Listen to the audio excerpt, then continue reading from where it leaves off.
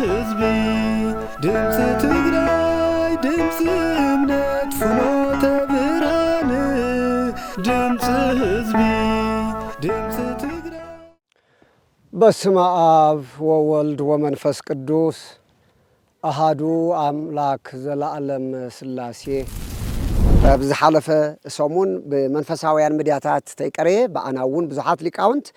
እናተንተንኩሞ እናተንተንሉ ዝቐነዩ ብፍላይ ከዓ ድማ ነዚ ከባቢ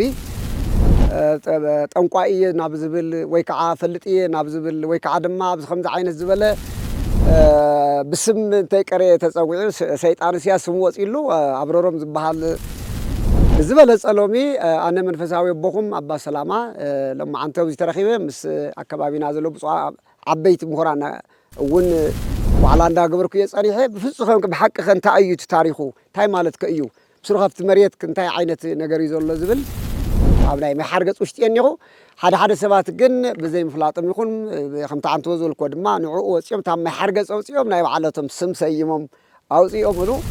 ውሽጢ እውን ትሪእዎ ዘለኹም ማኣት ቆሻሻ ዝመልኦ ቦታ ኢና ዝኒና እምበኣር እዚ እዩ እቲ ወይም ርኩስ መንፈስ ብኡ ምክንያት ብዙሕ ህዝብና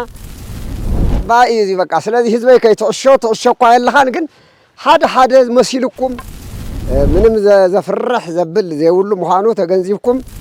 ኖርማል ገይሮም ዝወስድዎ እውን ብዙሕ ያው ብመንገዲ ንረኽቦ ብዙሕ ነገር ከም ዘሎ ኣብ ትግራይና ግን ከምኡ አንጻር እቲ እምነትና ክንከይድ ዝገብረና ጥንቲ ጸላኢና ጽቡቕ ዕድል እዩ እውን ከምዚ ዓይነት እዚዩ ብተፈላለየ መንገዲ ከምዚኦም ዝበሉ ነገራት ብቕኑዕ መንገዲ ንሪኦ ምክንያቱ ሚድያ ከዓ ድማ እንድሕር ዳ ንሕማቕ ውዒልና ድማ መፍረሳይ እዩ ስለዚ ክልቲኡ እዩ ክልተ ኣፍ ዘለዎ ሰይፊ ማለት ናብ ህዝቢ ተቕርቦ ሓሳብ ግን ሓደጋ እዩ ንብዙሕ ሰብ ከጋጊ ይኽእል እዩ ንብዙሕ ሰብ ክሕዝን ይኽእል እዩ ማሕበረሰብ ከም ማሕበረሰብ እውን ከፍርስ ስለ ዝኽእል ካብ ሓዊ ዝረቐቑ ዝበርትዑ ሓዋውያን ወይ እሳታውያን ምዃኖም ሓያላን መራሕቲ ኣለዎ እሱ ካብ ጥንቲ ጀሚሩ ሓሳዊ እዩ ብሓደ ገጽ ኮይኖም ነቲ ገበል ምስ ሰራዊቱ ተዋግእዎ ስለዚ ኣብ ዓለምና ዘለው ዝዋግኡና ዘለው ክሳብ ሕዚ እውን ዝቃለሱና ዘለው ኣብ ምድርና እኔው እዮም ተልእኾኦምን ዓለምኦምን ከዓ ድማ እቶም ስልጣናትን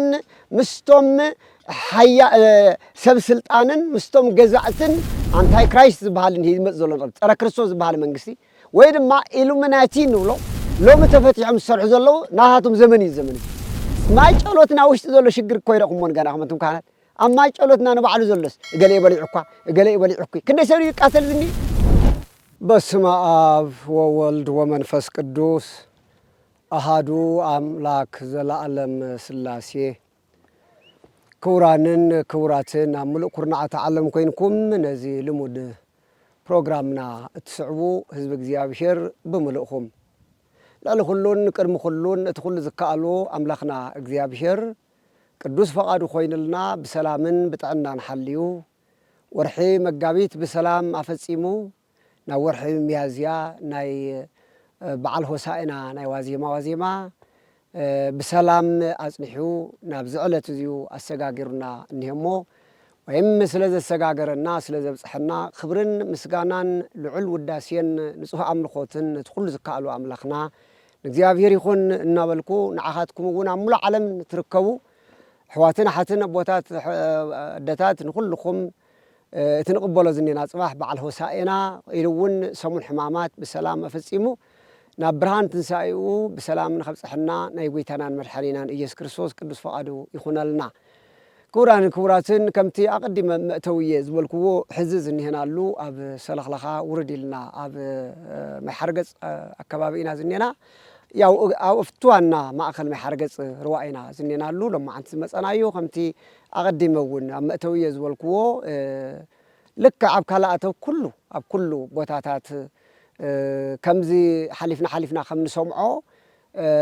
ኣብዚ እውን ከዓ ድማ ኣብ ሰለኽለኻና እውን ኣብ ቀረባ ግዜ ኣብ ዝሓለፈ ብዙሓት ሶሻል ሚድያታት እናተቐባበሉ ከም ሓለፍዎ ብዛዕባ ዝቐነዩ ብስም ኣውረሮም ተባሂሉ ዝተፀውዐ መንፈስ ወይም ርኩስ መንፈስ ብኡ ምክንያት ብዙሕ ህዝብና ናይ ሶሻል ሚዲያ እና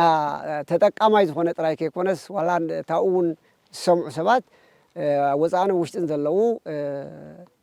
ببزح نجار نارئ وقنيم يوم قاليهم يحزنوا أتي عد እግዚአብሔር عد قدسان دخونه أب تقرأينا خمسة عين الزبالة خميلي في التر نمتاي كمزي مسأز بلو حرانة سمعهم خمسة لو كله حد يوم قعد ما أب تقرأينا خمسة عين الزبالة تجاوح سلا زي فلت أجاوحنا وسلا زي فلت أب تخالي علم جن كالي بتلاقي إثيوبيا خم نورمال غيرم زوسدوون بزح يا بمنقد نرخبو بزح نجر كم زلوه أب تقرأينا قل كمو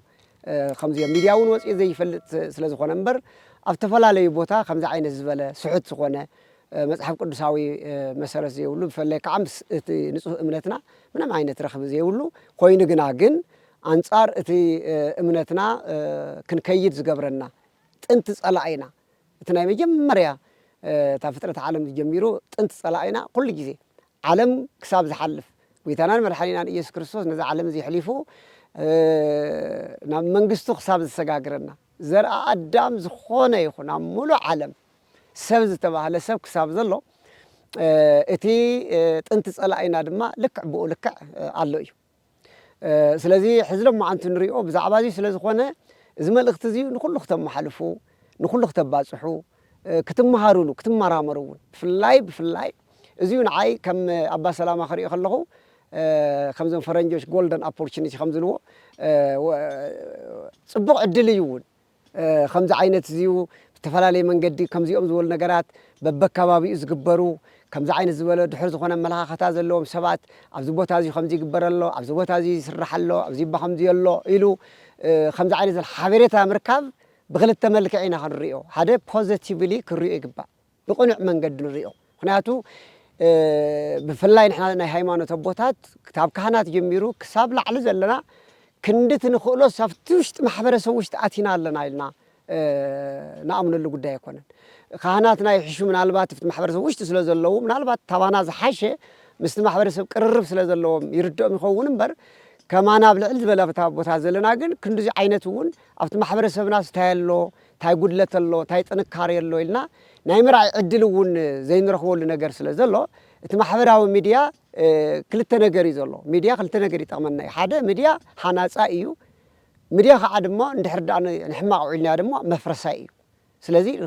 كل أفضل الله سيف مالتي ميديا حناس أيو ميديا خاد مفرساي حناس زخون تاين تخوني وكم زعين الزبالة بزبوط هذي لمداوز خونه ويكعز خونه نجري كاد الله وين ما فتحرت أنا ونبزبوط هذه تسعين الله زبل حدا ميديا عايزه خالص خلا أفتحرت أن ليلان قول ليلان زفتس مسافات اليوم زي كويس خلا الرملكم مهارلون يخلو يوم ندجنا قاعد ما تم كالاتون من أنت سبات كتسوي يخلو يوم كم زعين الزبالة تخم تكون ملها خطا حدا دم خرق خلا دم وانجلنا بالزبالة سفكت وانجلنا بالزبالة خنت تناخر تسحت السبت اليوم كسب تحت وردنا نفتتخك لنا مسمر تابيد سلاقي منزعنا تابيد زي كون اللمدي منزعنا نفتتخك لنا مسمر نحن أتوقع التميدياتون عدلي بنايو بحد بكل صبغيرو حما زغون جن كوني لكا زيل أنا بابيركا مو مصنعت خي وسدكا اتحققوا نبيلو لكا زيز أرخا نافذ بتقرو حساب جن حدا جايو نبوز حساب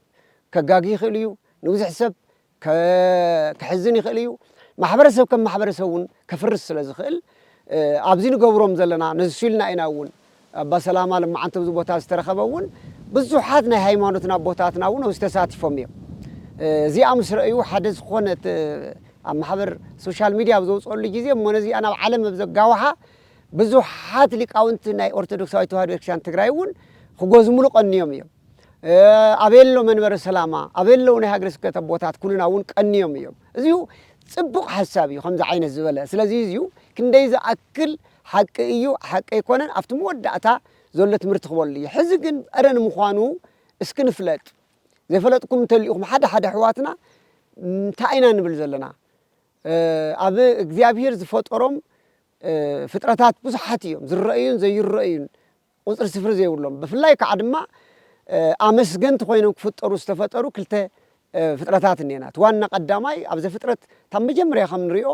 እግዚአብሔር ኣምላኽ ንኩሉ ካብ በቀዳሚ ገብረ እግዚአብሔር ሰማየ ወምድረ በቀዳም መጀመርታ እግዚአብሔር ሰማይን ምድር ፈጠረ ኢሉ ካብታብ ዕለት ሰንበት ፍጥረት ኣብ ዝጅምረሉ ክሳብ ወዲ ኣዳም ዝፍጠረሉ ዝነበረ ሳምንት ብናይ ስነ ፍጥረት ትምህርትና ኩሎም ትፈልጥዎ ኢኹም። ስለዚ ፍጥረት ዕለተ ሰንበት ካብ ዝተፈጠሩ ፍጥረታት ዋና ሓደ ተፈጥሮተ መላእክት እዩ። መላእክት ዝተፈጠሩሉ እዚ ኢና ንርኢ። ስለዚ መላእክት እግዚአብሔር ኣምላኽ መላእክት እምሃበ ኣልቦ ሃበቦ ክልተ ዓይነት ተስተምሮ እዩ ዘለና ኣብ ኦርቶዶክሳዊት ኣብ ሊቃውንት ትምህርቲ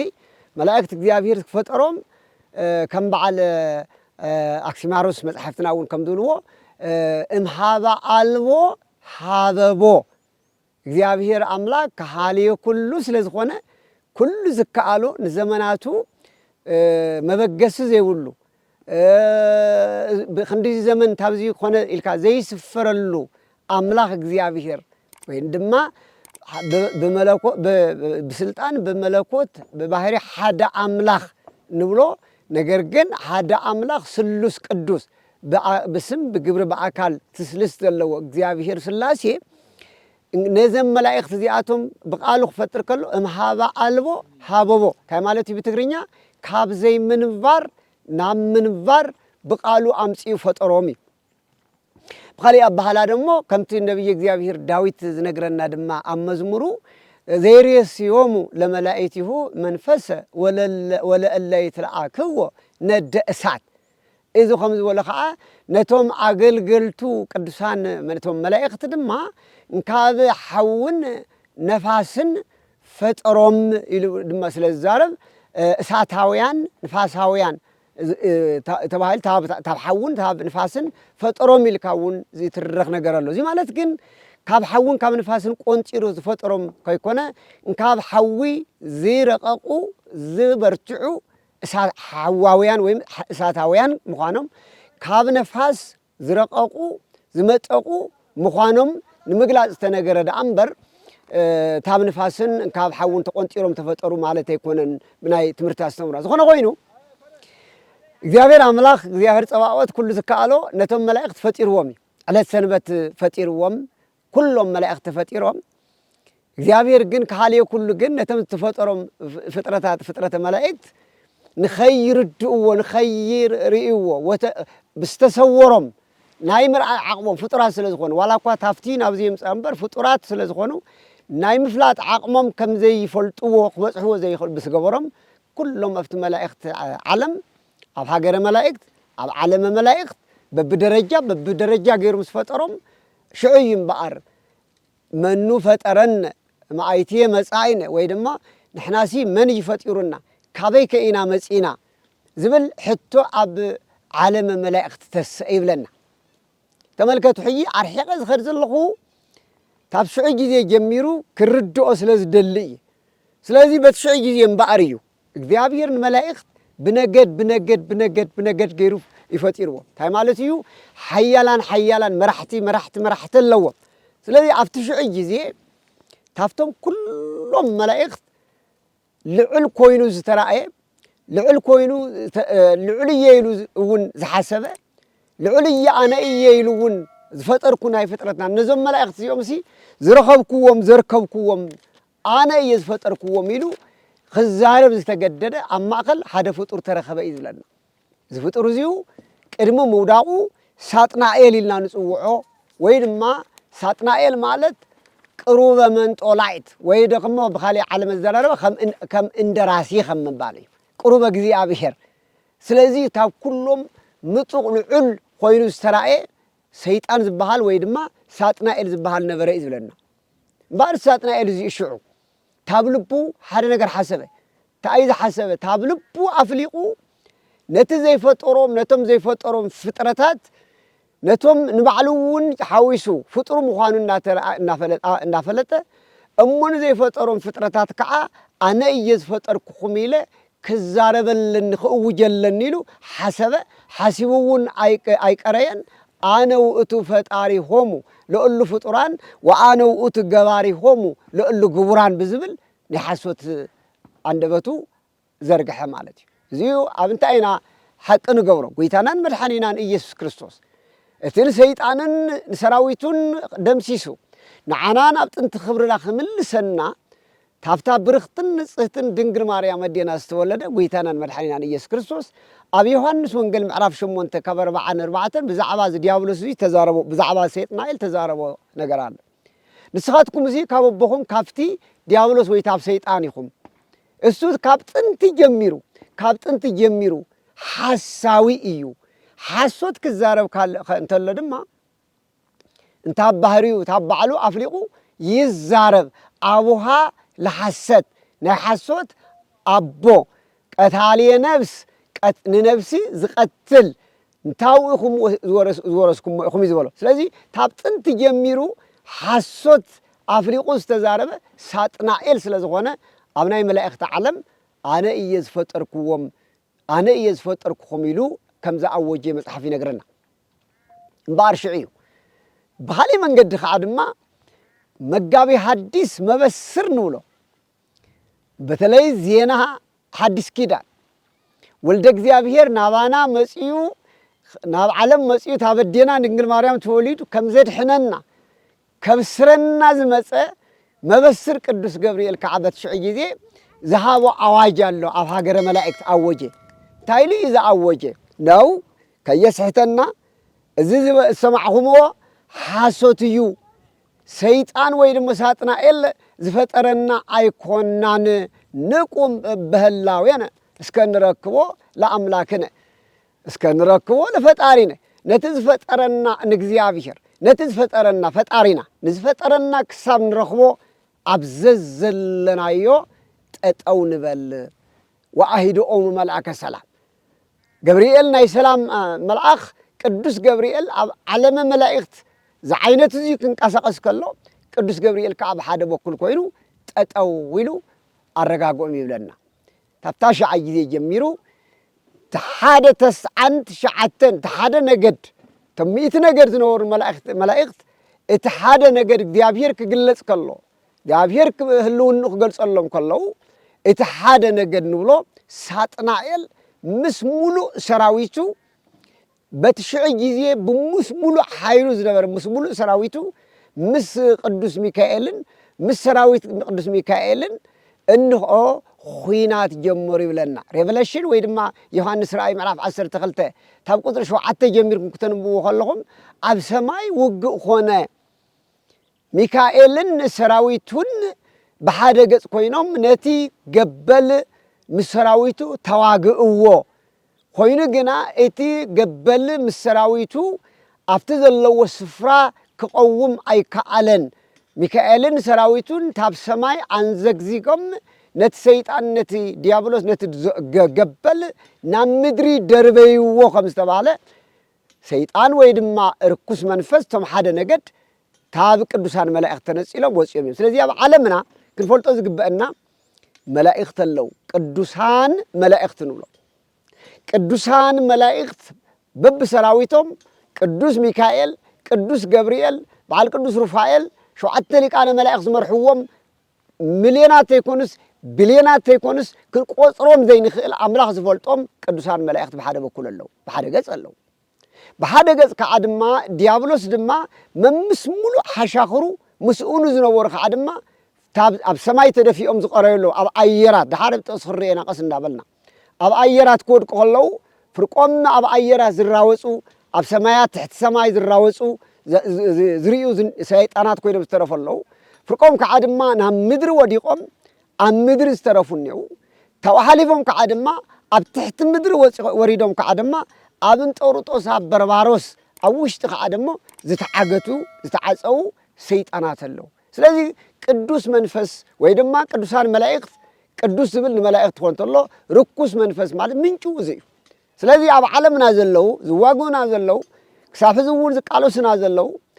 أبزخدنا يو زقالو سنا دك سبات كابكزي أبيهر منقدي أوصيهم نامنا يبعلاتهم كوسلو زخلو نايت انتي سألعينا سيطانن سراويتون النيولايم سلازي زقزوف ملأخ كميلو زكاريا إساياس تبع عبي نبي خجلس لنا خلوا بزعبازيو أتا بروح كوخب ودي وقحتا كميل كخب سماي ودق كايولو ديابلوس تام جمريا إخزيابير كفتر خلوا لك መልክዕ ዘየዳሎ ከም ቅዱስ ገብርኤል ከም ቅዱስ ሚካኤል እዩ ነይሩ ነገር ግን እቲ ኮኸብ ጽባሕ ዝበሃል ሉሲፎር ዝልዎ በዓለም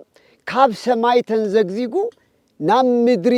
ብምውራዱ ታፍታ ሸዓት ጊዜ ጀሚሩ ከምዛ ትፈልጥዋ ክሳብ ሎሚ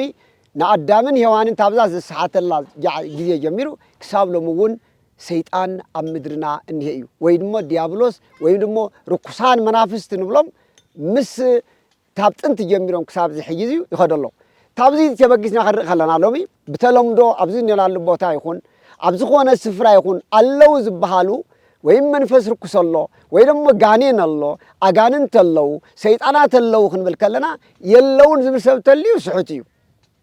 ሰይጣናት ኣለው እዮም ኣጋንንት ኣለው እዮም ነገር ግን ዞም ርኩሳት ኣጋንንት ዞም ርኩሳን ሰይጣናት ወይ ናይ ሰይጣን ተላእኽቲ ግን ኣብ ምድርና እኔው እዮም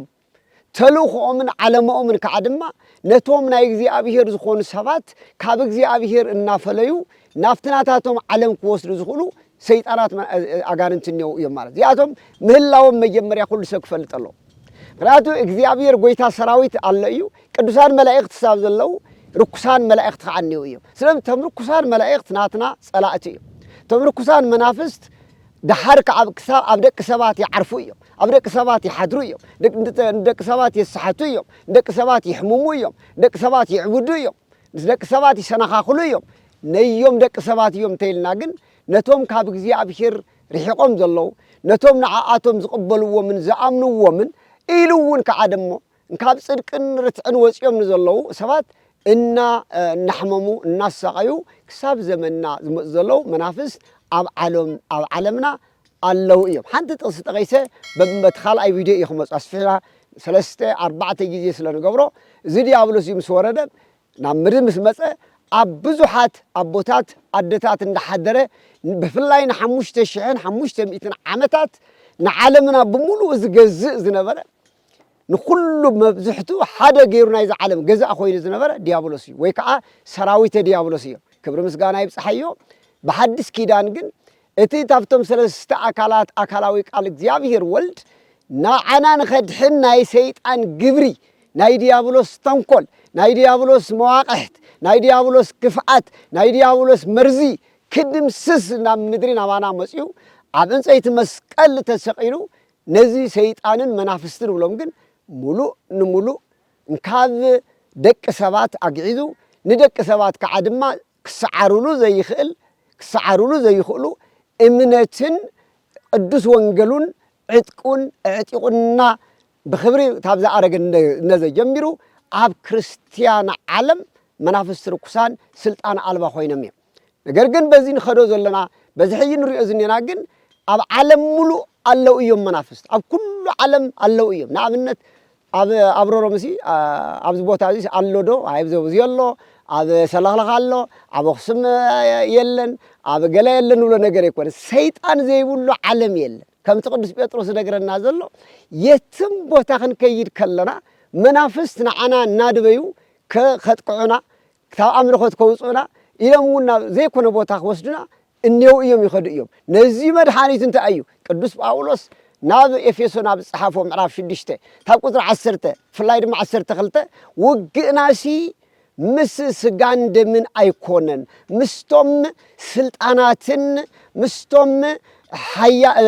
ሰብ ስልጣንን ምስቶም ገዛእትን ምስቶም ረቂቃንን ምስቶም ኣብ ሰማይ ዘሎ ናይ ጸልማት ሓይላት ኢና ንዋጋእ እምበር ምስ ናይ ምድሪ ስጋውን ደማውን ኣይኮነን ከም ዝበሎ ነዚሉ ንዕጠቆ ትጥቅ ድማ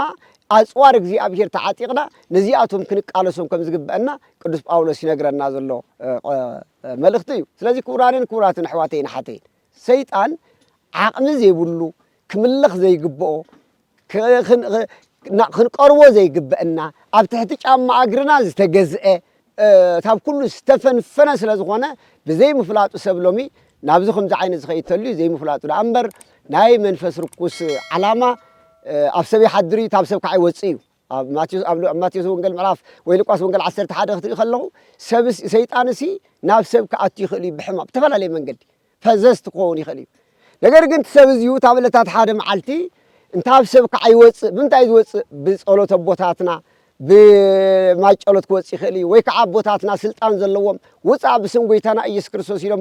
ብዝእውጅሉ ሰይጣን ካብ ሰብ ወፂኡ ይኸይድ ጠፊኡ ይኸይድ እዩ ብዝተፈላለየ ምክንያት ክኣቱ ይኽእል እዩ ብዘይ ምእማንና ክኣቱ ይኽእል እዩ ከምዚ ሕጂ ኣብዚ ንሪኦ ዘለና ሰባት ብዘይ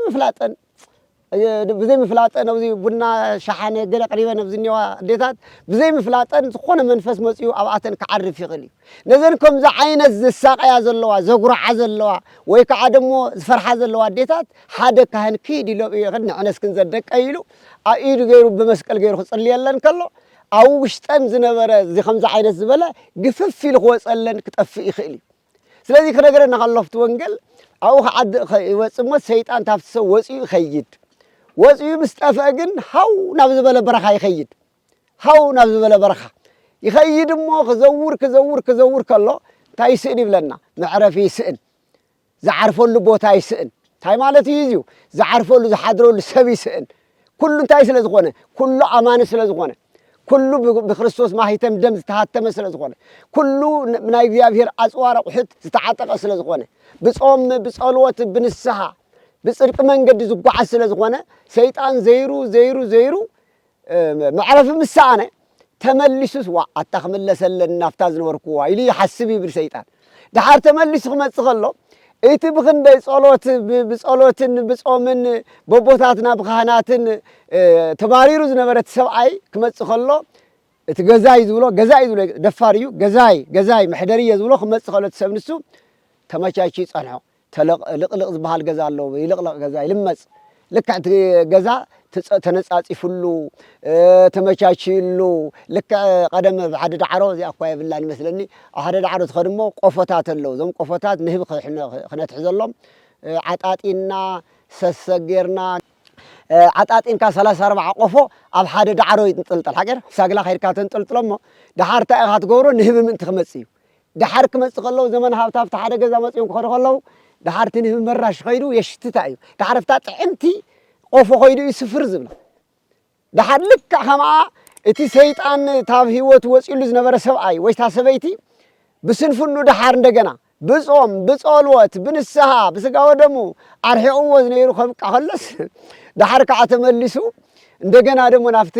ዘይምጽዋም ዘይምጽላይ ናብ እግዚኣብሔር ወፂኡ ክረኽቦ ከሎ ልክ ከምታ ቆፎ ተመቻች ይጸንሖ እሞ ተመሊሱ ምስ መጾ እቲ ሰይጣን ዝነበሮ ሰብኣይ ጾም የለን ጸሎት የለን ፍቕሪ የለን ኣጽዋር እግዚኣብሔር ዝበሃሉ ብሓፈሹ ኣጽዋር እግዚኣብሔር ንብሎም ናይ መንፈስ ቅዱስ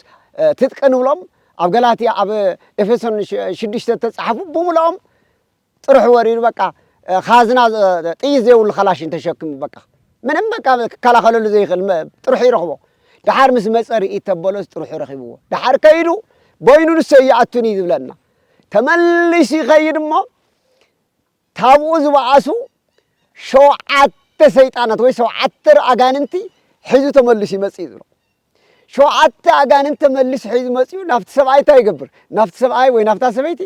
ይሓድር ነቲ ሰብት እዩ ታፍታ ቀዳመይቲ ዝነበረት ሕማሙ ታፍቲ ሓደ ቦይኑ ዘሳቅዮ ዝነበረ ድሓር ግን 7 ኣጋንንቲ ሓዊሱ ስለ ዝመጽእ ነቲ ሰብ ንሱሲ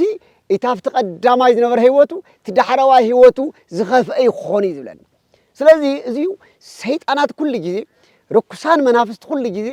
ካብ ደቂ ሰባት ይወፅዮም ታማናይ ይርሕቁ እዮም ብጾም ብጸሎት ክርሕቁ ኣለዉ ንሕና ኣብ ዝተራቆትና ኣሉ ንሕና ኣጽዋር እግዚኣብሔር ጾም ጸሎት ናይ እግዚኣብሔር ቃል ምኽታል ክንقوم ከለና መጽኦም ክዓርፉና ይኽእሉ እዮም ስለዚ ክቡራንን ክቡራትን ኣሕዋትና ብዙሓት ኣብ ዘካባቢ ሚድያ ክርኢ ከለዉ እንዲያውም ናይ ዘካባቢ ህዝብስ ብጣዕሚ ቁጥዕ ኢሎም ተቆጣጢዖም እዮም በቃ ተቆጢዖም በቃ ስለغلغانا تعدي ሊቃውን تعدي ክርስቲያን ብኸመይ መንገዲ ብምንታይ ተኣምር እዩ ከምዚ ዝበሃለና ከምዚ ልኽዝረበናስ ንምንታይ ከኣለ ንምንታይ ከቶ ኢሎም ብዙሓት ካህናት ተቆጢዖም ኣይቁጥዕና ይብልና ይቁጥዕ ማ ይቁጥዕ ምክንያቱ እንታይ እዩ እዚዩ ኣብ ኩሉ ዓለም እሲ ከምዚ ዓይነት ዝበለኒ እዩ ስለዚ ከም ተዓዲ ክዝረብ ከሎስ ልክዕ እዚኣ ንበይና ዛ ኣካባቢ እዚኣስ ዓዲ ሰይጣን ምሕደር ሰይጣን ተወዘለ ህዝቢ እውን ከም ናብ ካሊእ ገይሩ ዳይቨርት ብምዃኑ ብዙሕ ነገራት ከይዱ ዝመፀ ኩሉ ዓላማ እውን ሓደ እዩ እምበኣር ክንርድአና ዝግበአና ኣብሮሮም ባዕሎም ስም ዝሃብዎ ይኾን ሰይጣን ስም የብሉን ንፈልጦም መጽሓፍ ቅዱስ ስም ዘለዎ ዲያብሎስ እዩ ታዊ ወሪዶም ከዓ ደሞ ጎይታ ደሞ መንሹም ካሁሎ ከሎ ለጆን ይይልወሎ ለጆን ማለት ከዓ ደሞ ብዙሓት ኣጋንንት ማለት እዩ ብሓፂሩ ግን ንሕና ናይ ሰይጣን ሰብ ባዕሉ በብመንገዱ ዘውፀሎም ዳ እምበር ኣብረሮም ዝበሃል ሰይጣን ስም ዘለዎ የለ ቆሪጥ ዝበሃል የለ ምትሴ ዝበሃል የለ ማን ቁጥሩ የመቸምቶም ምስዓቶም ስፈልጡ ዘይቆጥርዎም ሰማት ኣነ እኳ ናይ ሓደ ብጀካ ናይቲ መጽሓፍ ቅዱስ ዘሎ ናይ ካልእ ይፈልጥ ስለዚ ከምዚኦም ዝበሉ ዞም መናፍስት እዚኣቶም ኣብዚ ጥራይ ከይኮንኩም ተቀዲመ ዝበልኩ ኣበይም ዓለም ዞም ከምዚኦም ዝበሉ መናፍስት ኣለዉ እዮም ክንፈልጦ ዝግበአና ግን ኣብዚ ዓዲ እዚኡ ይኹን ኣብቲ ማዕደትዩ ግን ግለ ሰባት ናብዚ ዓይነት ፐዘስድ ዝኾኑ ሰባት ኣለውና እዮም ነዚኦም እንታይ ኢና ክንገብር ነዚኦም ምምሃር እዩ ዘድልየና ኣብዚ ውሽጢ ዘኣለው ተስሓተ ምዃኑ ኢና ክንዛረብ ዝግበአና ከምዚ ዓይነት ዝበለ ሕማም ዘለዎም ናባና ክንምልሶም እዩ ዝግበአና መንገዲ ፅድቂ ክነሪኦም እዩ ዝግበአና ሕዚ እውን ምናልባት ኣብ ቀረባ ምክነብር ሕቕ ትፈልጡኒ ኣብዚ ቦታ እዚ ምናልባት ብተለምዶ ትፈርሕዎ ነርኩም ተኮይንኩም ነዝርዋ እዚ ማይሓርገጽ ወይ ከዓ መሲልኩም ስንብዱ ነርኩም ተሊኹም እነግረኩም ኣለኹ ኣማን እብለኩም ምንም ኣባኻትኩም ስልጣን የብሉ ምንም ኣብ ክርስቲያን ዝኾነስ ሰይጣን ስልጣን የብሉን በቃ ብተኣምር ስልጣን የብሉ እመኑኒ ረይኹም ምንም ስልጣን ገና ክሪአና ከሎ ድሕዳእ ነርኩ ረቂቕ እንዲዩ ኣብ ዝኾነ ይኾን ከምዚ ክነብር በስመ አብ ወወልድ ወመንፈስ ቅዱስ አሐዱ አምላክ ክብል ከለካ ከምዚ ገርና በስመ አብ ወወልድ ባላ ምእመን ትኾንካ በስመ አብ ወወልድ ወመንፈስ ቅዱስ ኢልካ ስም አብን ወልድን መንፈስ ቅዱስ ክትብል ከለካ ሰይጣን ናብ ጥቓኻ ኣይቐርብን ሰይጣን ዓቕሚ የብሉን ንዓና ጎይታና ኣብ ትሕቲ ጫማ እግርና ክረግጾ ሂውና እዩ በተለይ ካህናት ሰምዑ እንድሕር ኢኹም ንኣኩቶ ትረግሙ ዶ ኩሉ ግዜ نأكوتو كل إذا بتشم ساز يسرقوا ويك نأكوتو كنقدس كله نأكوتو لقوا رسنا تايدين نبل نساء تونا نبل أفتح سال سيتي زي نأكوتو لا يقول أنت كل اسمه سوور كن ولا كن كن اسمع أنتوا هاب كن سلطانة كمان يشير كيسه وعكاربته أيام مثل أيام اسمع أنتوا هاب كن سلطانة كمان يشير كيسه وعكاربته ودي ما كله هاي لسلاي يا أمير مسكن نحن زي كهنات زي كانت رايك يكوننا كريستيانسي بسم آبن ولدن منفس قدوس نستطمقناسي دك عمله زخوناسي سيطان وابانا عقمي يولون مخنياتو آبن منافستن آبن سيطاناتن انتاي توهايونا ايو سلطان توهايونا ان خانات رايك يكونن نعخيون نعخاون نعخمون نعخاتكن كلنا كريستيان زخوننا بما يتم دنقويتنا إيس كريستوس زدحناسي سيطان بانا حيل يبولون سلازي بجيغاز وصحهم تليهم كم زعين زبل السمعي زلكم تليهم أبجيغا لهم عدتاتي بزحان وحدا انتربس تقبر الكري اللهو حميم كنديخن زي بتعنا خنديخن ويمسيلو كنديخن أنا يفلتن نجر جن حق خن مسيلو كن أبزي أزني تفنجال زغمت كسبيت سمعن انت اللي خي ويكع خمزي مسيخم تفولت نركم تحرقوكم نسعنا بكهناتكم كيركم نساعتو أملاككم تملسوا مسجيا بيركم تراخبوا نعهاتكم زفرح نعهاتكم زسنبد سيطان زبحال حيلي زلوا يل زيكم لكم كلهو سيطان يلن داولكو يكونكم غانين يلن داولكو يكونكم زي صقمنا ወይ زي ربشنا يلن داول مزمور داويت مزمور 9 بግዕዝ ወይም ደግሞ 9 ሓደን መተመልከቱ መዝሙር 9 ሓደን بتقرينيا ويدمو بجئز كعا حمد عليه انت خارمو مزمور 9 تايد زبل زي هادر بريد يتلو لبنو بلون تايد زبل زلو تامن تايد تفرحني تامناي قطري غانين تامناي حال زبل بتلمدو بتقرايم كو بيباليو زي خوري اندي لاي قطري هدا دهور كيتوسو قلمل خيتر يورزو ولدنا ازي مصحف قدسيو مصحف تايبلك مصحف بتمصحف قد تابناي حارور حالتا ناي قطري نابناي قطري غانين كدحنا كاييد تابز فلص تابز دربي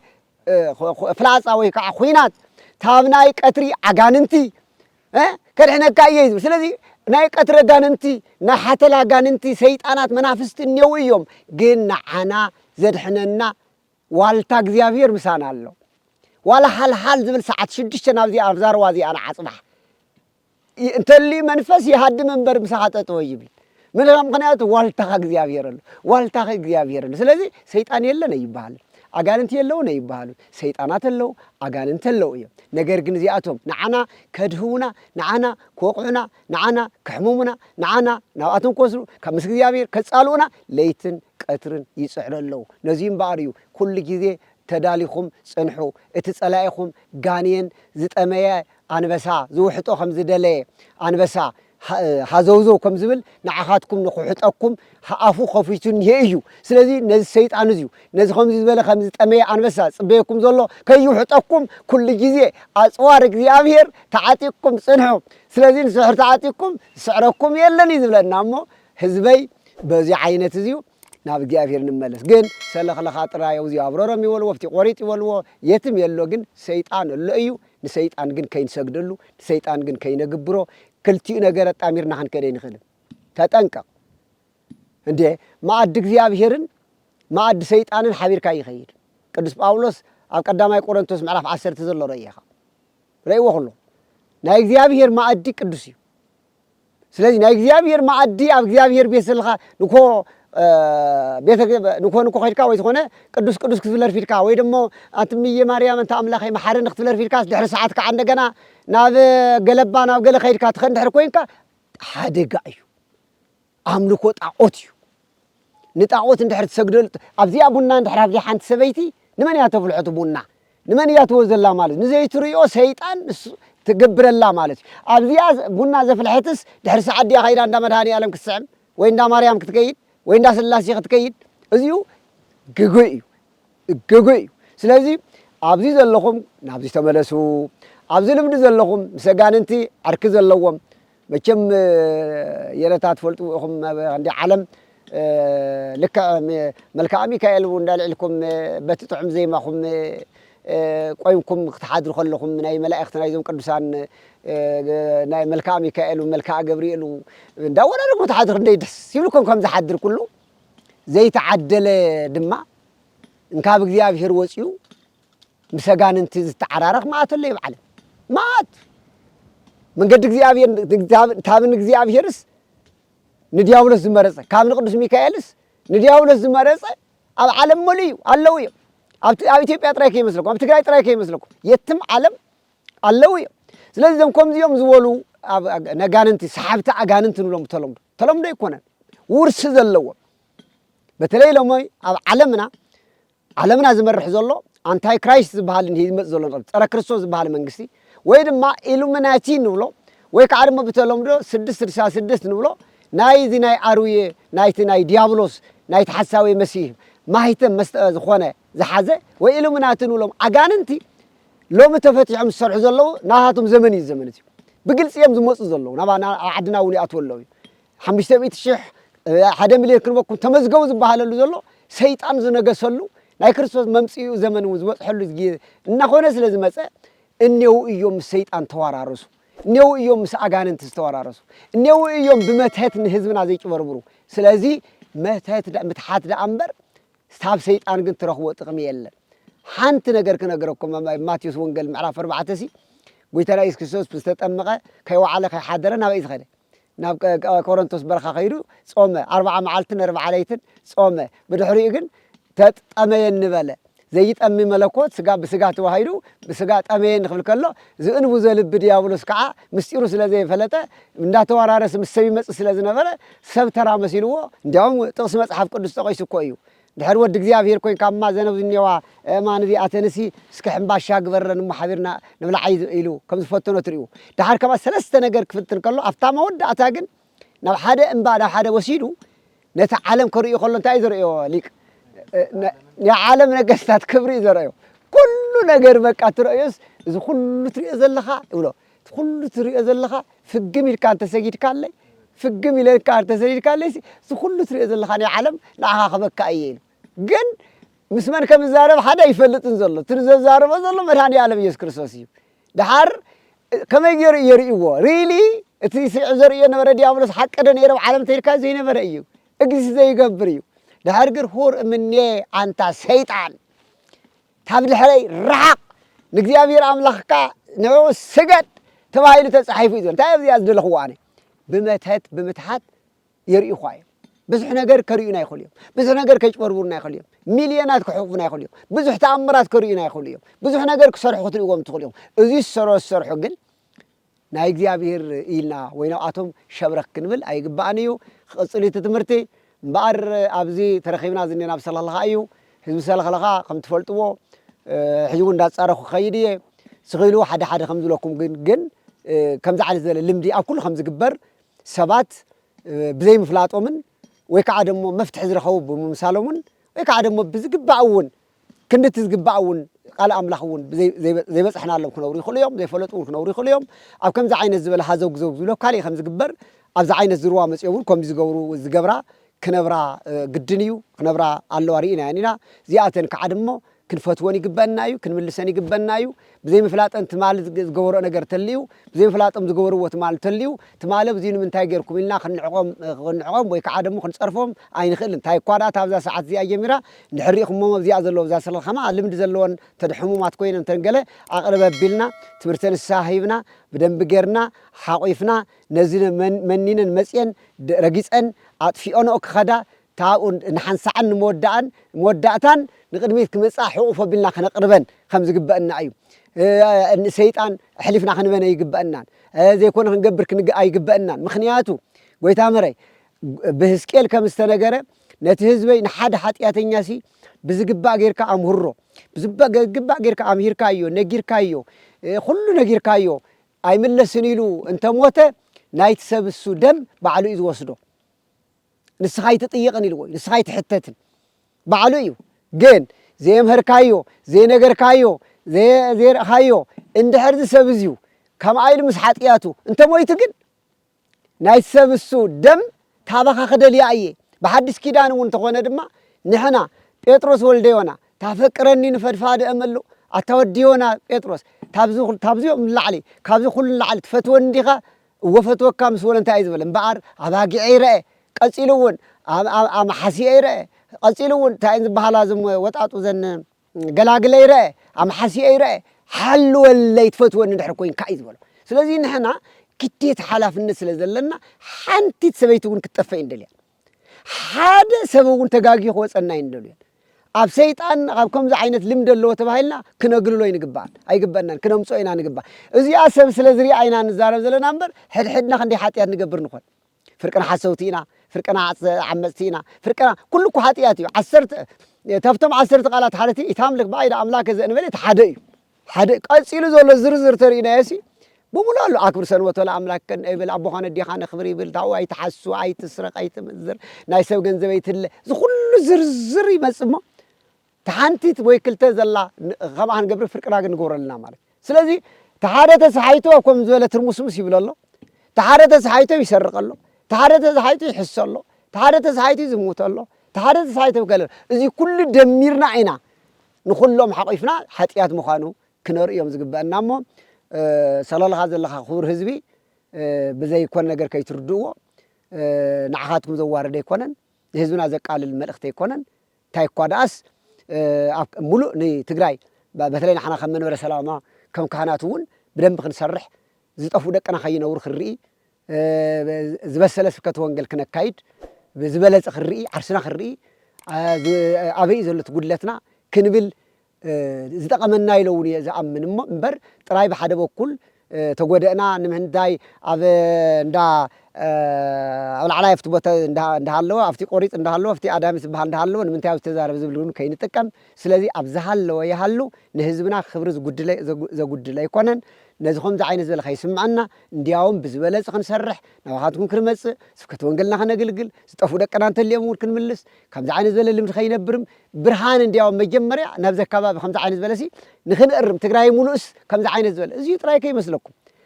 ما ጨሎትና ውሽጥ ዘሎ ሽግር ኮይረኩም ሞን ጋና አመንቱም ካናት አማ ጨሎትና ነው ባሉ ዘሎስ እገሌ ይበልዑኳ እገሌ ይበልዑኩ ክንደ ሰሪ ይቃተል ዝኒ ቡዳ ሐይዙኩ እገሌ ባይዙኩ ማን ይሕዙኳ ማን ከሹምካ ዝባሃልስ ክንደ ጉዲ ዝኒ ተሸክምናዮ እንዲያም እዚስ መጽየም ማየም አማና እንደግዳ በብጸወሉ ደግዳ ጉድ ንገብር የለና ስለዚህ ሓደ እዚ ውንስ ውሽጥና ክርኢ ውንስ ይጠቅመናዩ بpositive بقنعون رأيه أنتم من أي سبات ميديا جن كم زعين الزبالة ترفيت رأيه سب انتاين تقربناس يسب كسعبنا أيتبولو انتاين تجبرنا أينا جنزب فوكس غير كسر إحنا حركوينك أقل يكون كانيها نهيزم مكره سمع لكم مجمريات صاريو مجمريا مسمل كتوون ده تزرعربك انت أيلك أصريخا أفتي إنترب غيرك ترايق ولا ود ولا خيركاس اسكيز ملكتو زيولك كاينات دلو نذكاب سباكي ونقل دلو من يلك ون حتيتك نساتهم مورنا آتهم قريب كون بمزراب نجارات مستخال تهم منال دحرت وصلت تحاوف كات كلا صبغ تقبر تخليها سلازي تلو خونا هزبن مرحانن كهون اللو وده أمبر نتبني مقطع زقبر نجار تليو سحتتيو كلايك عادما أنتم حدا عمل أخت مسيركم وشتكم كعادما نا أرثوذكس توهادو بس كان تخمت كنرينا هم تخمت مسيركم زيو كون على تخمت يلا تخمت كنرينا إلكم كعادما وين أفكالي إمنت من تشفت خجبر وين أرثوذكس كهانا دازين لكم زي قبر لكم موسخهم تحركونكم كوا حرموا موسخهم زبال نجار يلا أو وشتكم زلنا يعلهم رأيكم زبال نجار يلا سلازي أنتم سميديا جن مسيركم حزبنا خدحين حزبنا خمهار كمل سول سبات اللي هم كعادما سوون نسميديا أول ما اختلنيو زتمرتزيو لما أنت حاسري جرمبر بسرو تقرأ مصحاب ملائكة كرسان ملائكتن كرسان منافس ركسان بزبل بتخطات هلاي تمرت خنولينا نزيك كيكونس تقرأ الله علم سبنا كله أو كل بوتا كم زعين الزبالة تجاجي حد سلزله نقول تمرت خنولينا لما أنت جن زفنولكم زلهم زمان الاختزياء أنت أفتا ما حرقت بهالأتينا باريخنايا منم يبلا تي سابا دايت ختمة رسحات قلة يوردي لمبر منبر اليوم أنا صري ما يمسيلنس كبي جرب خبيله بس معه نسكت سكيله خبيله نرمت وخش عشان جرس زلوا خوي منبر منهم يلن تفتروا معي مودي هري باركم زي هري قدسكم سلس أنا حكمنا نقولهم سلام أملا خبز حلكم برتعتم كهناتون أقل قلت كنه كل مكورينا زي هري خبلنا كبراتن بتاع مزجر من جريو حذي أجت أمي تاب كاميرا دحر كاميرا زخنو لك أنت مسايد نوية لازم تعنتوه توصل له حذي يجرم كوي لك حيزني هنا الله قاطع من قبل قال الله زل ساعات لك هم تعنتوه ولا لبا أملاخ داوي تم مزمر تسعات ساعة حارز ربنا لنا قاطع من خالد زنياس لك نون تايم ويك عدمه لك شديش تسعات قطرين عنيا مارسلتي حبزة قطر دي أقل إلا زمرة كيمو حيلنا እግዚአብሔርን እሱ ከዘኻኸረኩም ያቴ በርቱዕ እግዚአብሔር ይመስገን እግዚአብሔር ይባርክ ህዝቢ ድምፅ ትግራይ ድምፅ እምነት ፍኖተ ብርሃን ድምፅ ህዝቢ